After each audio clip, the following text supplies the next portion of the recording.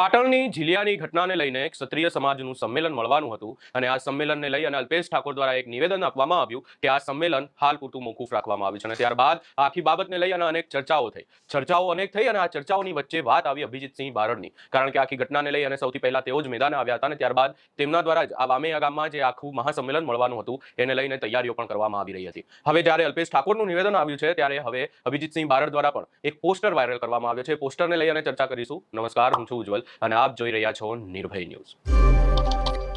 જ્યારથી વાત એવી સામે આવી છે કે ક્ષત્રિય ઠાકોર દરબાર સમાજનું જે મહાસંમેલન મળવાનું હતું વામેયામાં, એ મહાસંમેલન રદ રાખવામાં આવ્યું છે અને ત્યારબાદ આખી બાબતને લઈ અને ચર્ચાઓએ વેગ પકડ્યો છે કે આ મહાસંમેલનનું શું થશે। જો આખી વાત કરવામાં આવે ને વિગતે ચર્ચા કરીએ તો અમારા સૂત્રો તરફથી એવી માહિતી મળી રહી છે કે આખી બાબતે અલ્પેશ ઠાકોરે તો નિવેદન આપ્યું જ છે, પરંતુ જે ઠાકોર સમાજના, જે ક્ષત્રિય ઠાકોર દરબાર સમાજના આગેવાનો છે એ આગેવાનોની એક મીટિંગ મળવાની છે અને ત્યારબાદ આખી બાબતને લઈને આગેવાનોનો મત જાણી અને નિર્ણય લેવામાં આવશે। પરંતુ એના પહેલા અભિજીતસિંહ બારડ દ્વારા એમના સોશિયલ મીડિયા ઉપર એક પોસ્ટર મૂકવામાં આવે છે અને પોસ્ટરને લઈને અનેક ચર્ચાઓ થઈ રહી છે। સૌપ્રથમ પોસ્ટર ઉપર નજર નાખીએ તો અહીંયા લખવામાં આવ્યું છે કે તોપના નાચે બાંધી દેજો, ફાંસીના વાંચડે લટકાવી દેજો, ગોળીઓથી વીંધી દેજો, પણ ડંકાની ચોટ ઉપર કહું છું કે 23 માર્ચ સવારે 10 કલાકે અભિજીતસિંહ બારડ રામબાઈ માતાજીના દર્શને અચૂક વામેયા પધારશે। અને ત્યારબાદ આખી બાબતને લઈ અને અનેક ચર્ચાઓએ વેગ પકડ્યો છે, કારણ કે આખી બાબતને લઈને જે માંગ હતી ક્ષત્રિય સમાજની, એ એક માંગ હતી કે જે પોલીસ દ્વારા એક કૃત્ય કરવામાં, ભરઘોડો નીકાળવામાં આવ્યો અને ત્યારબાદ જે પોલીસ મારવામાં હતી એ પોલીસની સામે પોલીસ કાર્યવાહી કરે અને પોલીસે કાર્યવાહી કરી પણ ખરા, 4 કોન્સ્ટેબલને સસ્પેન્ડ પણ કરવામાં આવ્યા છે।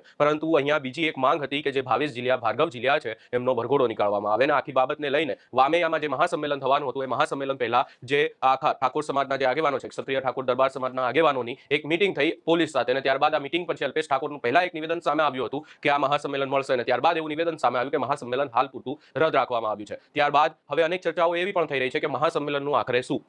મહાસંમેલન મળવાનું છે કે પછી મહાસંમેલન નથી મળવાનું। પોલીસની જો કાર્યવાહીની વાત કરવામાં આવે તો ભાવેશ ઝીલિયા, ભાર્ગવ ઝીલિયાનું જે ફાર્મ હાઉસ હતું સ્ટેટ ઓફ રામાદણી, એ ફાર્મ હાઉસનું ડિમોલેશન પણ કરવામાં આવ્યું છે। પરંતુ ફરી એકવાર પોલીસની સામે સવાલો તો ઊભા થાય છે કે પોલીસ આટલા સમયથી ક્યાં હતી, પોલીસે શું આટલા સમયથી આ ફાર્મ હાઉસ નહોતું જોવાતું? અને એનાથી પણ વિશેષ અનેક સવાલો એવા પણ ઊભા થઈ રહ્યા છે કે આ ભાવેશ ઝીલિયા, ભાર્ગવ ઝીલિયાની સામે આટલા બધા કેસ નોંધાયેલા છે, 20 થી વધારે કેસ નોંધાયેલા છે, ગુજસીટોક સુધીના ગુનાઓ નોંધાયેલા છે, તો પછી એમની સામે કોઈ પણ પ્રકારે કાર્યવાહી કરવામાં પોલીસ કેમ પાછીપાની કરે છે? કેમ આ ભાવેશ ઝીલિયા, ભાર્ગવ ઝીલિયાની ધરપકડ નથી થતી? અને હવે આખી બાબતને લઈને જો વધુમાં ચર્ચા કરીએ તો ભાવેશ ઝીલિયા, ભાર્ગવ ઝીલિયાની સામે વધુ એક ફરિયાદ નોંધાઈ ચૂકી છે અને એ ફરિયાદ નોંધાવવામાં આવી છે જે સામે પક્ષે હતા, એટલે કે જેમણે હુમલો કર્યો, એવું કહેવામાં આવી રહ્યું છે કે બંને વચ્ચે અદાવત હતી રામાપીર ભગવાનના મંદિરને લઈને અને ત્યારબાદ આખી બાબતને લઈ અને હવે એવી વાત સામે આવી છે કે શરૂઆત ભાવેશ ઝીલિયા દ્વારા જ કરવામાં આવી હતી। શરૂઆત ભાવેશ ઝીલિયાએ એવી રીતે કરી હતી કે જે આ